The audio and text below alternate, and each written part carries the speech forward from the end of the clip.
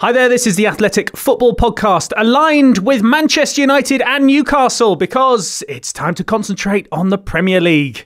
It's match day 17. I'm Adam Leventhal, and alongside me at the Athletic HQ is Tifo's John Mackenzie. How are you, John? Hello. I always feel like I'm in the football media when I do podcasts with you. I feel a lot more important than when someone else is hosting a podcast or something that I'm on. Oh, that's nice of you to say. You really get the juices going when it's... That intro just fires me up and now I'm ready to go. Check out my juices, okay? But I'll raise you some more juices because Tim Spiers is on the show. How are you, Tim? What's up? Brilliant. You delivered. Jacob Whitehead is here as well. How are you? I'm good. I always like being in this room. The fake sort of grass makes it feel like I'm on the podcast equivalent of FIFA Street, which yeah, nice. Sort of, feel like I've got to bring out a bit of flair, a few moves, rather than the more kind of steady 11-a-side version. Excellent. I like it. Good. Thank you, everyone, for being here. Thank you to everyone who is listening and also for watching as well, because all of our episodes are now available via the Athletic Football Podcast YouTube channel. That's a domain that you're used to, of course. John, you're used to being in Vision. You're very much an in-Vision man, aren't you? A face for TV, yeah, that's what they say. Yeah. Let's run through the fixture formation for this weekend. It is a 1-5-4 setup. We have an FNF before Saturday and Sunday. The Friday night football is Forest with Steve Cooper still under a bit of pressure against Spurs off the back of a huge win against Newcastle. Then on Saturday, we have 4 3pms. Bournemouth, now in brilliant form, 4 wins out of 5 against third bottom Luton. Plucky Luton, but they still lose. Chelsea, who are 12th against Sheffield United, who are still bottom. Manchester City in 4th, 4 points off the top against Crystal Palace, who've lost 5 out of 8. Newcastle, 3 defeats in a row for them, including that European exit, take on Fulham, who only win 5-0. Saturday evening, it is the Sean Dyche derby, Burnley against Everton. Then on Sunday, 3 2pms, it's 9th against 13th, West Ham against Wolves, Brentford against Aston Villa, who could go top, depending on what Arsenal do against Brighton, also at 2 o'clock. And then on Sunday afternoon, it is the leaders, Liverpool against Manchester United. And that is where we start. So we begin with the biggest game of the weekend, Liverpool heading in the right direction. And I will ask you each to complete this sentence. So Liverpool heading in the right direction against Manchester United. Who, John? Or not. Tim? Yeah, really, they're not. And Jacob? Is there a right direction? Well, like what direction kind of are they, or more okay, well, if specifically? Liverpool are the right direction, yeah, Manchester United are kind of not heading in any direction at all. They're floating, they're spindrift. Right.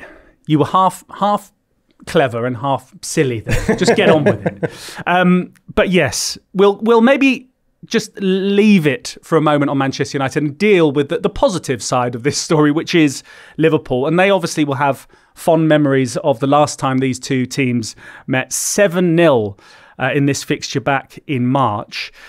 They're top of the league, John. They left it late against Crystal Palace. Obviously, Roy Hodgson was annoyed about all of that. Are you convinced by them as a top of the lot side?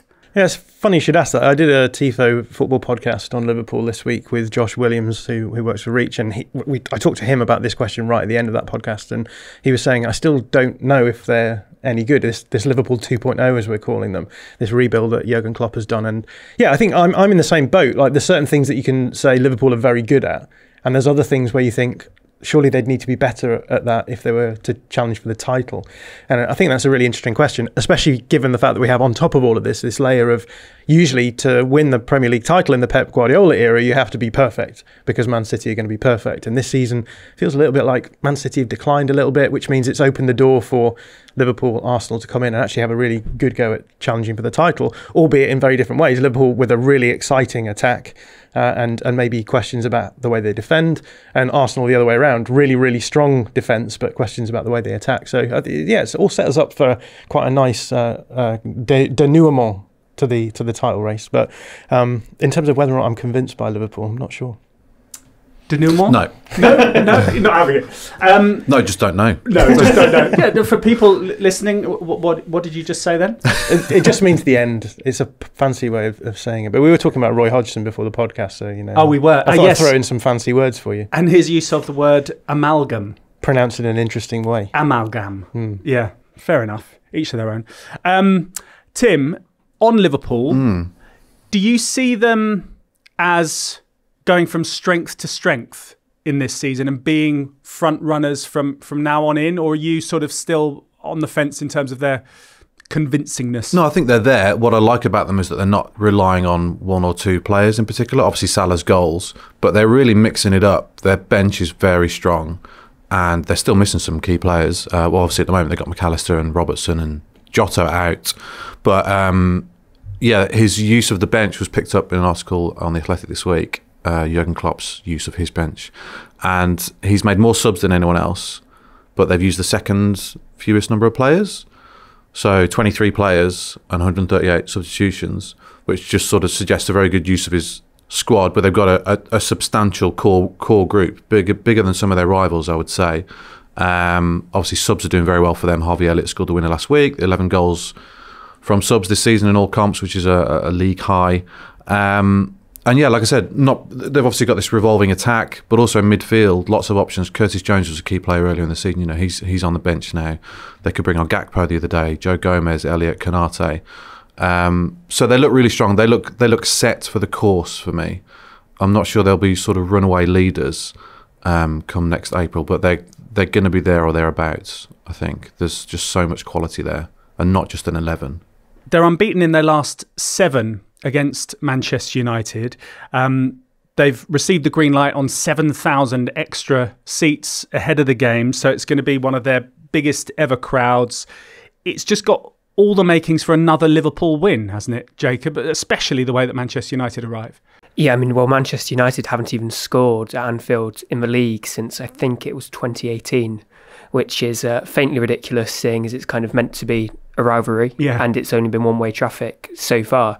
I mean, stuff moves so quickly though, doesn't it? I mean, a month ago, Liverpool started their November quite poorly. They lost to Toulouse in the Europa League. They had a draw with Luton, where they're potentially quite lucky to even come out of that with a point at all, before sort of churning out these relatively imperfect, ugly wins, but still winning. And that is kind of a point of encouragement, that they are very much only at 75-80%. So when you get these players back, the likes of Jota, McAllister, who have been out, there is kind of an extra level there. It's not like they're already maxed out. If Liverpool are churning out imperfect performances, what would you call Manchester United at the moment? What word would you use? Inconsistent, perhaps. Obviously, is that as bad as it goes? Yeah, it's just inconsistent. I think worse. That's very nice of you. Yeah, I think it's tough because in all of the games that they're losing, there are games every once in a while where you think they're doing something okay there. I think part of the problem is perhaps that in the November that they just had, where they cleaned up loads of awards and won a lot of games. A lot of those games were won quite unconvincingly, and I think there was a sort of shadow of things to come in that period. Had those results not gone maybe the same way, then we might be talking about Manchester United in a slightly different way, much more critical. But I think that it never rains, it pours, and I think that the tendency is always to go too far the other direction and say this team is completely irredeemable. When I think that there's obviously things about them that I think if they could salvage this, maybe not in the way that people think that they should salvage it. And the question is whether or not being the 6th out of the top 6 is a prize worth fighting for. I don't know, but I do think that it's crazy how quickly the narrative has shifted, right? Because last season, I mean, I had Manchester United, I think, in second place coming into this season in terms of predictions of league finishes, just because I tend to go for consistency, and we'd seen Man United have a so-called good transfer window. They brought in the players that they wanted to do. I didn't see any reason why they couldn't carry on playing the way that they were playing, and it's dropped off very quickly. And we could talk about the ins and outs of why we think that's happened from a tactical point of view. But I don't think that overnight this squad has suddenly gone from being a Champions League contending squad to a mid-table squad as it looks like they are right now. So I think there's maybe something more to it than just, oh look, it's Manchester United, they're terrible again. So obviously they're coming off the back of that defeat against Bournemouth 3-0, a real humbling, and then a lacklustre performance in Europe against Bayern Munich. Just picking up on what John said there about inconsistency. Tim, for you, when you see a team being inconsistent, what does it tell you about the culture at the club and maybe what the manager is doing? I mean, the culture seems pretty rotten to me from the outside.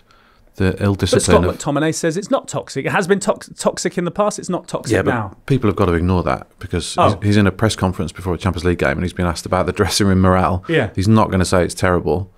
That's just white noise for me, really.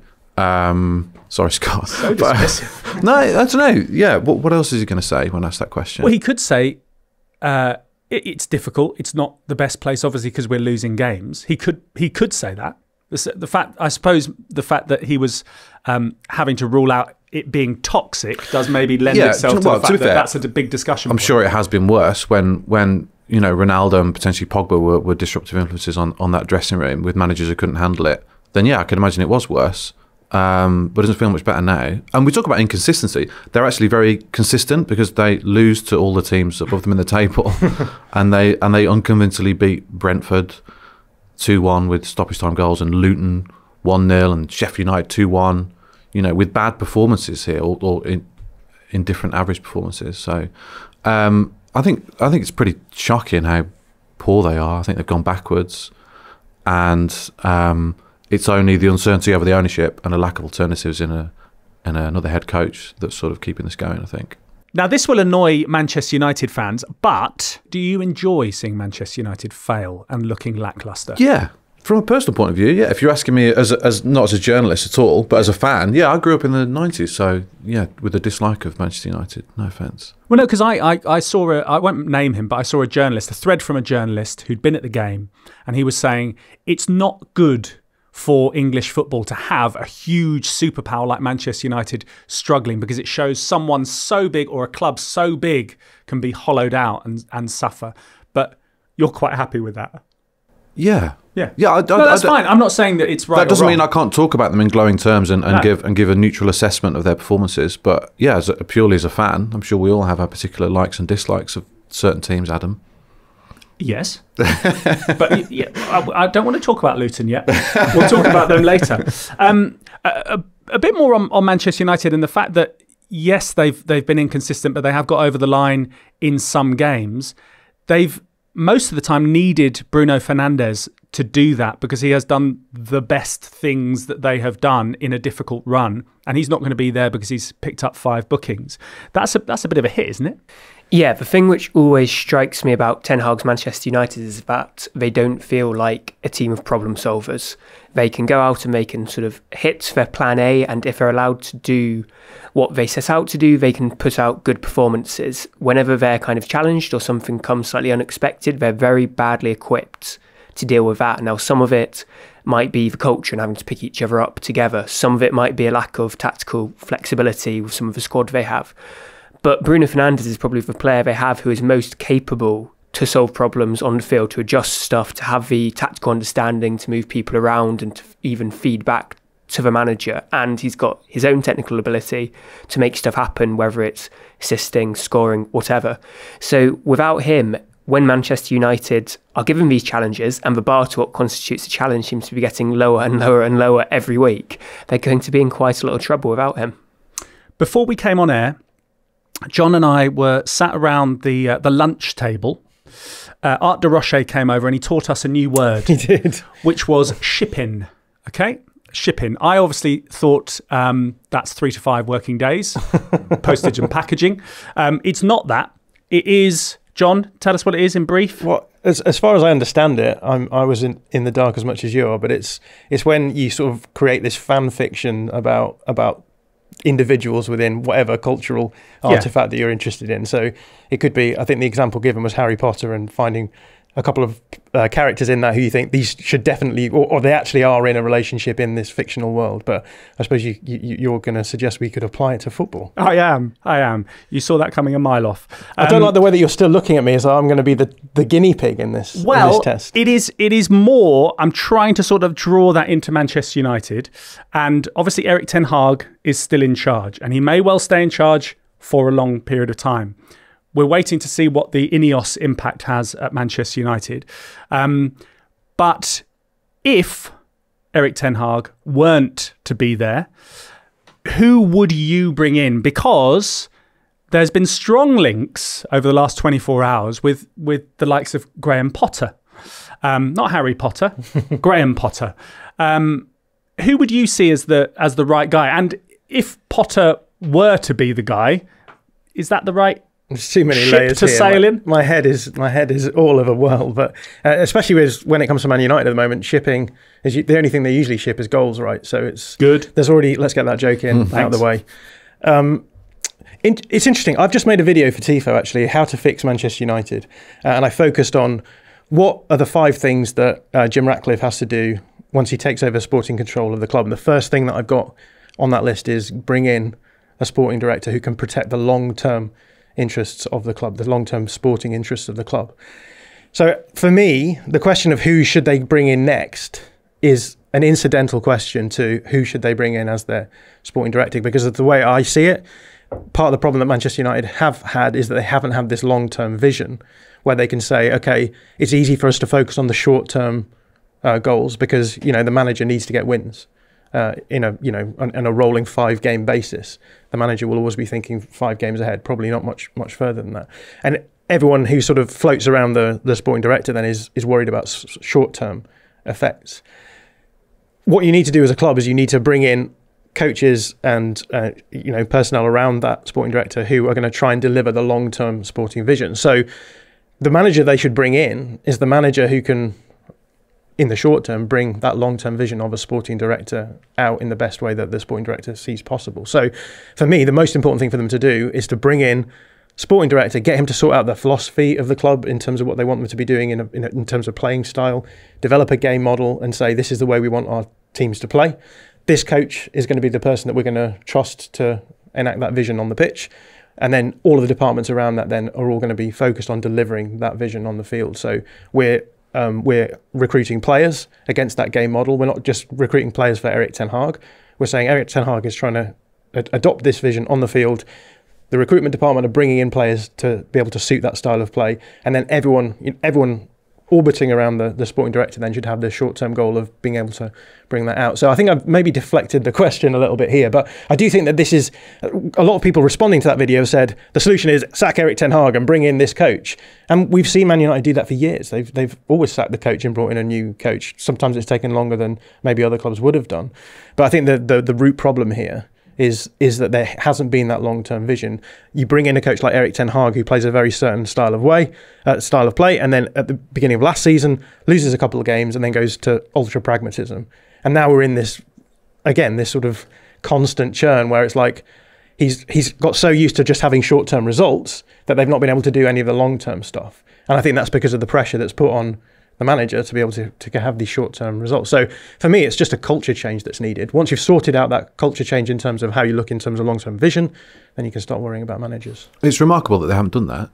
It's crazy. People look at Fergie leaving, obviously, as being the before and after point, but David Gill left at that time, which I think was a really underrated loss, who was never really placed in terms of management at a senior level. And what John has just described there is exactly how you end up with, I believe I'm right in saying, the highest net spend in world football in the last 10 years and barely a thing to show for it, and now Johnny Evans at centre-half. That's what happens. So this is not Erik ten Hag's fault. He's not been the perfect head coach right now, but he's got a lot to deal with, and a rotten dressing room, and gaping holes above him in terms of structure and plan and vision. Basic stuff. Postecoglou says it pretty simply from a Spurs point of view. He's like, the best clubs that have a plan, they invest in it and they stick with it. Man United haven't done that for a decade now. Pretty simple. That said, will they win at Anfield? Let's get our score predictions. Jacob? Absolutely not. Imagine if we just had that conversation for 10 minutes and I go for, well, I think it's going to be 3-1, boys. No, I think it's going to be 3-0 to Liverpool. 3-0? It's hard to make any kind of case. If Maguire doesn't play, he kind of held them together at Newcastle when they lost 1-0 a few weeks ago, like a one-man defence.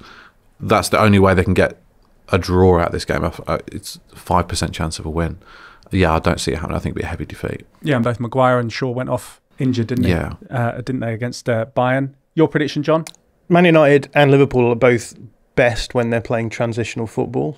So I expect this game to go quite end to end. I think the reason why Liverpool do that is because they know that most of the time they're going to win if they play in that way, because they're going to have just much better firepower than other teams. But as we know, Manchester United can occasionally pull off these results against big sides when those games become transitional. So I do think it's not maybe as much of a foregone conclusion as people are suggesting, but given what we've said and just given two the fact numbers, John. Two numbers. Liverpool will win 2-0. 2-0. And should Graham Potter be the next manager?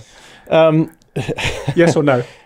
They could do worse. Okay, good. Next up, an emboldened Sean Dyche returns to Burnley with Everton. So Sean Dyche has only faced Burnley at Turf Moor once before, and it was his first match as a manager back in August 2011. Would you like a quick quiz? Yeah. Okay, who was he managing? Watford? Correct. What was the score?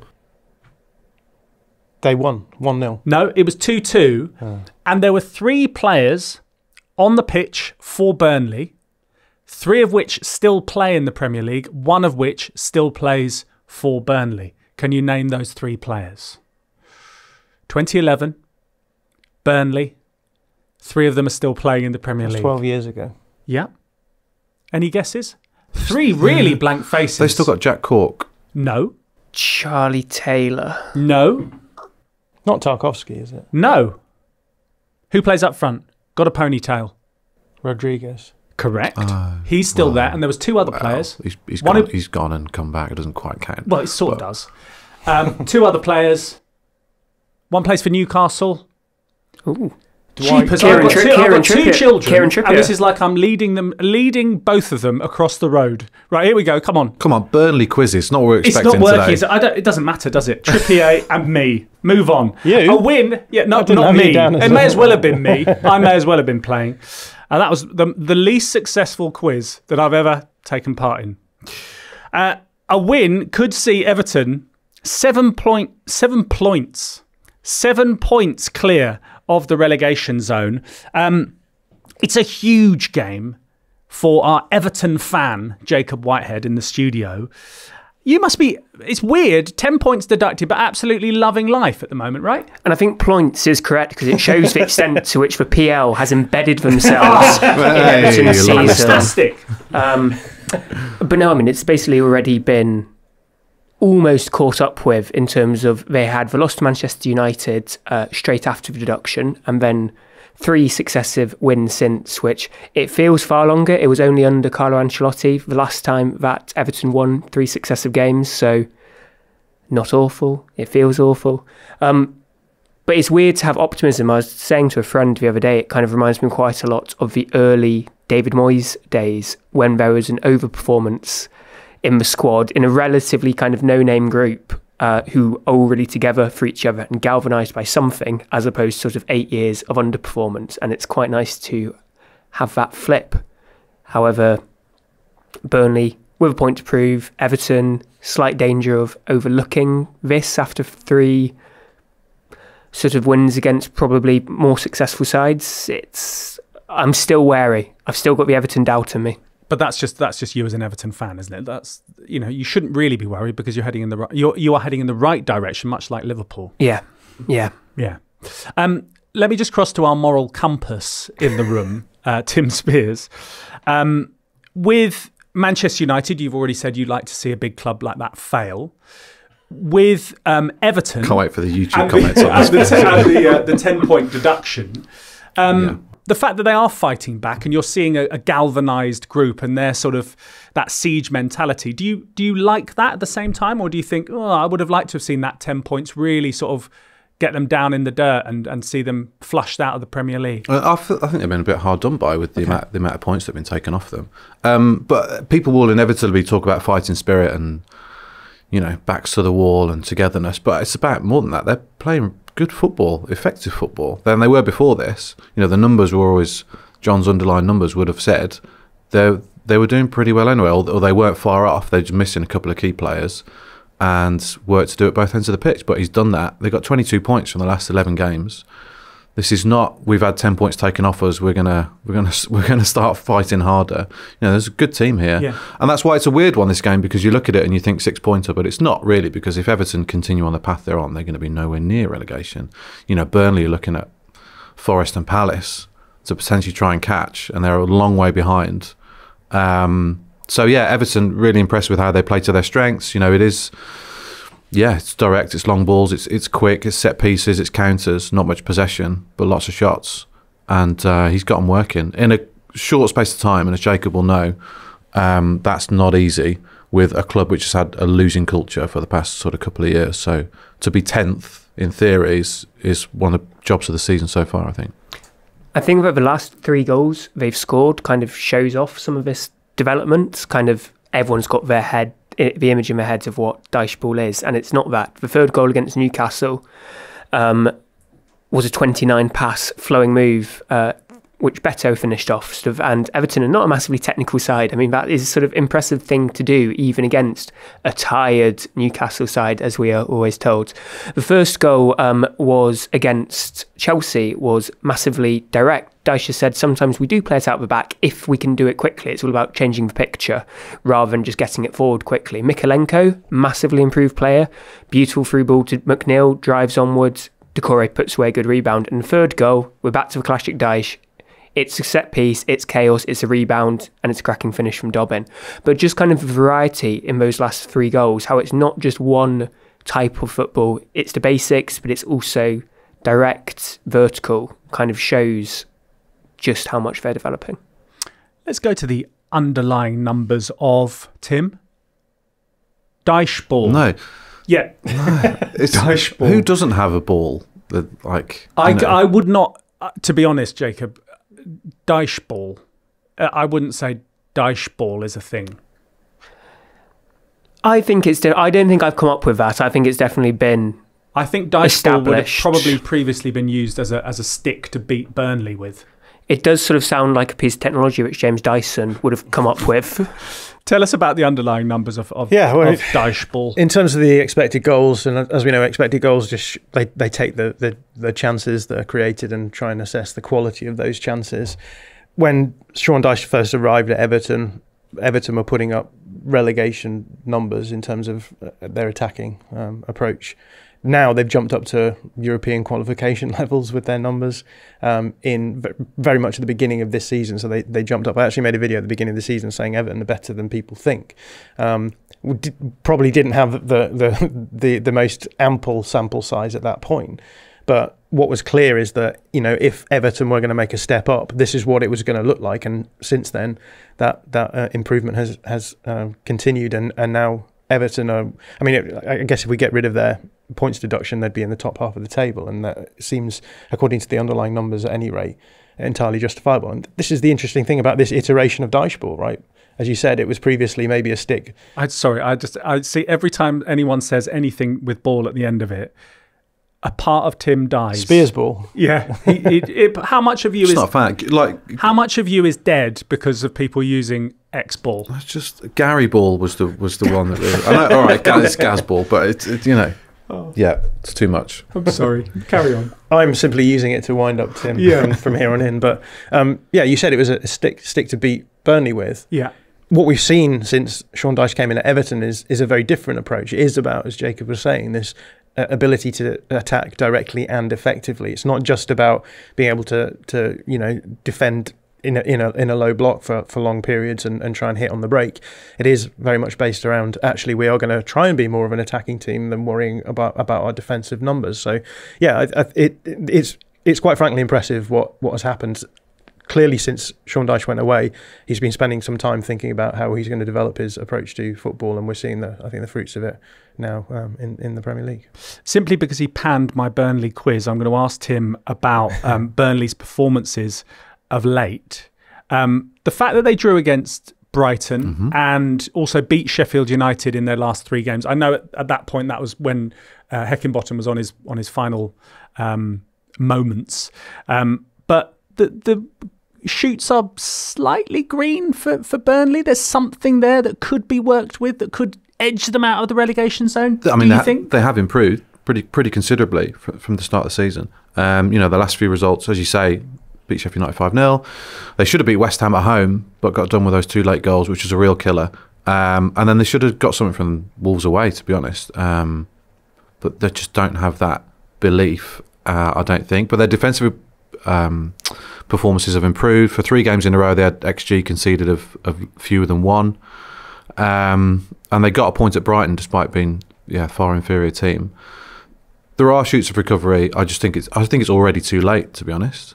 I don't see who they're going to catch. If Everton continue as they are, I don't see who they're going to catch, and they're missing a goal scorer, and there's still some defensive naivety at times.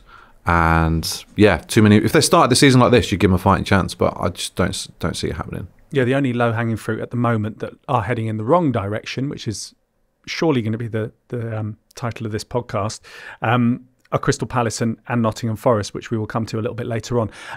Score predictions, Jacob. How many are your boys going to win by? Just 1 goal. 2-1. 2-1. 2-1. Tim. Who's at home? Sorry. Who's at home? Burnley are home. I think. That was the whole point of my Turf Moor quiz. Of course, yeah. Of course. I think it'll be 1-1. I think a lot of Burnley players in the crowd will really raise themselves for the return of Dyche, and funny things happen when that kind of thing happens. So 1-1. 2 numbers from John.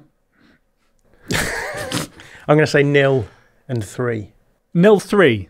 Everton to win. Yeah, because they have been good away from home as well. They'll get the first goal, and then Burnley will collapse.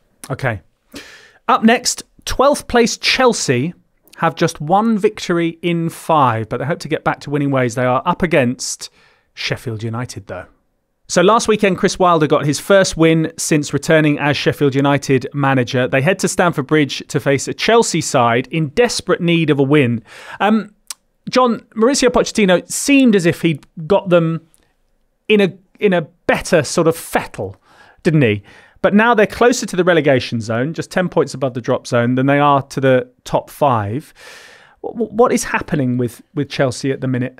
Because before people were saying, no, they're not playing that bad and they will get results. Now it's a bit more meh. Yeah, it's funny. I'm doing a video this week on Trent Alexander-Arnold and what I've done to show how well Liverpool have done since they made that tactical tweak where Trent comes inside. And they got the data guys to make a table showing basically the Premier League since that tactical tweak was made. The lowest team who didn't get promoted or relegated in that period is Chelsea. And they picked up something like 24 points from 25 games or 25 points from 24 games. Either way, really not good. And they seem to be continuing on that trajectory. It's you're right. At the beginning of the season, the underlying numbers were looking good for Chelsea. They got a little bit unlucky. They had problems with finishing. And we all know they brought in Christopher Nkunku, who got injured in pre-season. They've obviously missed him. He's one of the most devastating finishers in world football. They're going to miss that. But they've struggled to really find the net from their striker position ever since that happened. And I think a lot of us were thinking, well, you know, if the underlying numbers are good, you put in a striker who you might be a little bit more confident with their finishing, then things will pick up. But it just seems as though the underlying numbers are sort of starting to tail off a little bit. Although having said that, I've got the expected goal difference table in front of me here, and Chelsea are very slightly behind Aston Villa. There's very different conversations between the prospects of those two teams right now. Yeah, I guess the question with Chelsea again is, you know, they're starting to look like they're on that Manchester United trajectory, right, where they have this massive culture change. They seem to have this grand plan in place, but what seems to have transpired is they're bringing in a new coach, hoping that he'll solve all of the problems around them. When it doesn't happen, they bring in another one. So we've seen Graham Potter, we've seen Frank Lampard, and then Pochettino now. And I guess there comes a point at which you think, well, is the issue here maybe more deep-seated than simply the coach can't get the most out of the players? There's been a lot of upheaval, and yeah, that's sort of probably where I would come down to. I think you can raise questions about, it's been a long time since Pochettino was managing in the Premier League. Are his methods still applicable? That's a debate that can be had. But for me, the more underlying issue here is, again, we've talked about it with Manchester United. The culture is so important off the pitch, impacts on the pitch, and right now it's starting to look, questionable. How do you get out of this kind of slump? What do you think, Tim? It's echoes of Man United and Ten Hag. Is that bad? Because they've got a football structure. They have sporting directors. They have a recruitment plan, which is to recruit the best young talent. So there is some sort of identity there. I know it's sort of framed underneath Todd Boehly and just spending loads of cash, but even within that, there has been a bit of a revision that they have sort of changed their approach as well. So is it really as bad as United? But also short-term recruitment's been terrible. I think Sterling was a good addition, but you can't point to many others. And that's hence why in the last 39 games they've got 39 points, which is the worst performance in a calendar year by any team that hasn't been relegated in Premier League history. So they're the worst non-relegated team in Premier League history over the past 12 months. You can't really argue with that. Yeah. Do you know what I mean? I know they've had problems with injuries, but they're horrifically mismanaged over a number of years now. We take it for granted that they're a laughingstock, but they're 12th in the table. It's mind-boggling how much money they've spent to get to where they are now. They don't even have Europe this season as a distraction. They should be training every week and getting better, but you don't see that. They look nice on the ball, but they're so vulnerable when they lose it. They've got such a soft centre. I don't really know what they are, to be honest, other than rubbish. I think as well, the infrastructure that we're talking about here is Todd Boehly coming in and thinking, I can apply an American sports model here and find a lot of upside, which I think, on the face of it is true. But the problem is because we've seen so much upheaval, it just takes time for these things to settle down. And I think that's a big part of what it is. There's so much change all at once. We've had last season, the story of Graham Potter was they had a squad so big that they couldn't train functionally. Yeah. They've started solving those problems, but they're now in a situation where they're having to deal with FFP issues by selling young players, youth players, moving their academy products on. And again, it's just little things like that. It just almost feels as though they're now trying to solve. They're creating more problems by solving problems, and I think what they need now is just stability and the consistency to be able to actually start pulling out results. And they're not going to have Reece James for quite a long time. He's been ruled out with another hamstring injury, which is a blow for him. A quick word on Sheffield United. I mean, we're sort of saying how bad Chelsea are at the moment. Chris Wilder will be licking his lips, especially having got a win under his belt, and we'll be thinking, well, yeah, we could do something here. Do you think? Yeah, he's a spiky man and he likes soft underbellies, and Chelsea have one of those. I mean, it looked pretty much over for Sheffield United a couple of months ago when, I was at Bramall Lane for the 8-0 defeat to Newcastle, and that's quite difficult to get out of my mind. And I still think it's probably too late for them to stay up, but the last couple of results have been quietly impressive with Wilder coming in. Only a 1-0 loss to Liverpool late on, which on the face of it is doing well. They're top of the league. Sheffield United are not top of the league. And they beat Brentford, who take some beating. And so both of those are reasons for optimism. And Chelsea, I'm not actually sure. Like I said, it's the worst non-relegated team in the league. If we're talking about who's going to be slipping down towards it, I don't think Chelsea are going to be relegated, but they're the exact ilk of team who Sheffield United will be wanting to play right now. Right, let's talk about Newcastle now. They're up against Fulham, and we've mentioned directions a lot on this podcast. Newcastle, their last two games in the Premier League, aside from that exit to AC Milan in the Champions League, they've lost their last two games by an aggregate score of 7-1. Fulham have scored 10 in their last two and haven't conceded. Where do we stand on Newcastle now? Is it, with all their injuries, Jacob, is this weirdly a blessing in disguise that they can just sort of refocus on getting back into the Champions League via the league now? It's a tough one to say whether it's a good thing because of the amount of sort of emotional energy which has been expended on the European campaign and the extent to which being back in Europe has sort of formed part of this identity of regrowth. Sort of on the injuries, That's another thing to discuss, because yes, they have had lots of injuries, and yes, that has influenced lots of games. I think particularly maybe the Tottenham game a week or two ago. But if you take the loss to AC Milan in midweek, I have a hard time saying that that was down to injuries. They brought on good players off the bench, the likes of Alexander Isak, of Sean Longstaff. They had the game under control after 60 minutes and let it slip with their own defensive errors, and then they justifiably went to attack to win the game and score the goal they went through. They just didn't do a good enough job of it. The good thing about Newcastle is they respond to wobbles well. They had one at the start of the year. They got absolutely thrashed by Brighton and came back to then be unbeaten until the next international break. There's a couple of times last season where they did the same. Howe has shown that he is able to get aside and, without adding anything new to it, recharge them. He's just going to have to keep doing it again. But with returning players, there's every chance he'll be able to do that. They're 4 points off the top 5, Newcastle. I've checked in with you on various other things with Manchester United, with Everton and their points deduction. Newcastle going out of the Champions League. How did you get some sort of joy out of that? Why would I? I don't know. What would the reason be? Because of who they are now, Newcastle.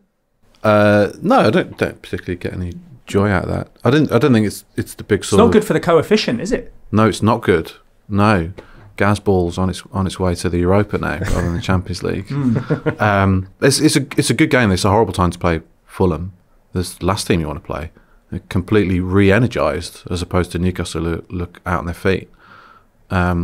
But yeah, I think it's gone undervalued a little bit. The resurgence of Fulham the last few weeks sort of reverted back to last season's mean, I think.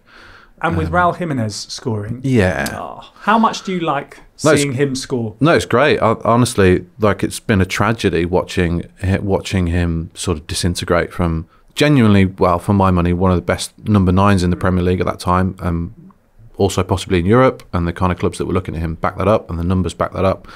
In a Wolves team, he was outstanding. So for what happened to him, the guy nearly died. There's no other way of saying it. He could have died. So, and it took so much for him to get back just on the pitch, and then so much more to build his way up to being Wolves' number 9 again, and then to try and become the player he was again has proved impossible up to now. And it's been horrible to watch. It's been really tough to watch. He's like throwing his headband to the floor and it must be one of the hardest things in sport. He hasn't been able to do the things that he could do 2 years earlier, and that's not to do with sort of fitness or playing at a high level and just not being up to it. It's been a massive psychological struggle. So to see him scoring again, happy again, it's a beautiful thing, and it's great for Fulham. We've had a really disruptive few months with Mitrovic going, Silva possibly going, Palhinha as well. They've had injury issues, and it feels like everything's sort of come together now, and they look great again. And yeah, really pleased for Jimenez. I'm going to skip straight on to another game, which has obviously got the potential to be a really attractive game, and that is Arsenal against Brighton. Arsenal obviously having to try and get back on track after losing against Aston Villa. They've got Liverpool coming up prior to Christmas as well. They have to get back on track against Brighton, don't they? Yeah, and I think Brighton probably presents quite a nice opportunity to do that for Arsenal. I think what we've seen from Arsenal this season is that when teams have sat deep and been a little bit more reticent to go forward, those have been the games where they've maybe not got the results they would have wanted to. We've seen them in the Champions League putting up big scores against teams who are maybe a little bit more gregarious in their play style, and I think that's what we expect of Brighton. Brighton have struggled to keep clean sheets this season. They have a very aggressive play style structurally. They like to get players forward.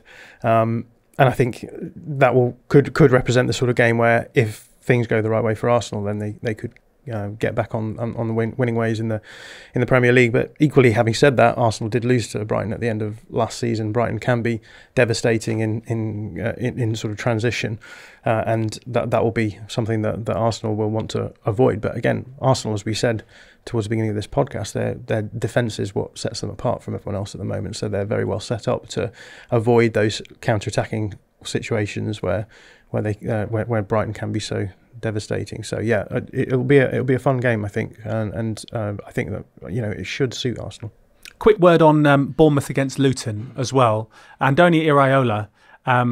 It shows if you just have a little bit of faith everything will be fine. That's right, isn't it? Yeah, it goes back to what we've said a few times earlier in this podcast, that you need a plan and you need to stick with that plan and you need to trust the resources which have been thrown at that plan. And it's happened with Iraola, and the first time there's the real signs of that was against Newcastle, where they kind of went toe-to-toe with them, had a ding-dong for 45 minutes and came out much better for it. And they've just maintained that. I mean, Ten Hag won Manager of the Month in November, which, when you can consider what Iraola's been up to, seems an absolute travesty. So here's hoping Andoni gets a nice Christmas present later this month. Final word about this Premier League weekend. You're not going to be watching a Premier League game this weekend, are you, Tim?